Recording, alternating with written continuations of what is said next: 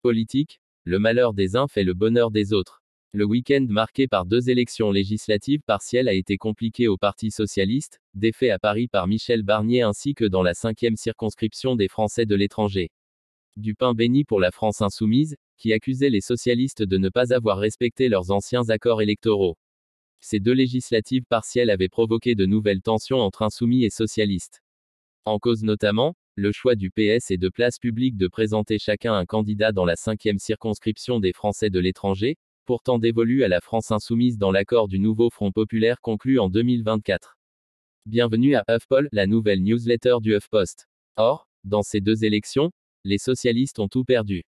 Dans la capitale, Michel Barnier s'est imposé à l'issue du second tour avec plus de 62% des suffrages exprimés, face à la socialiste Frédérique Bredin. À l'étranger, c'est la candidate Renaissance Nathalie Kodja qui est arrivée en tête au premier tour, suivie par la candidate LFI Marta Pessina.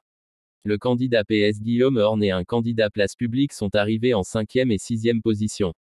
Malgré les dissidences PS et Place Publique, les insoumis se frottent les mains, ravis d'avoir un argument pour faire taire ceux qui vilipendent l'étiquette insoumise et refusent toute alliance électorale pour les municipales et la présidentielle. À Paris, Manuel Bompard a ainsi épinglé le recul de la gauche et la large victoire de la droite, résultat, selon lui, d'une campagne contre LFI, en référence aux propos de Frédérique Bredin qui avait renvoyé dos à dos mélenchoniste et Rassemblement national.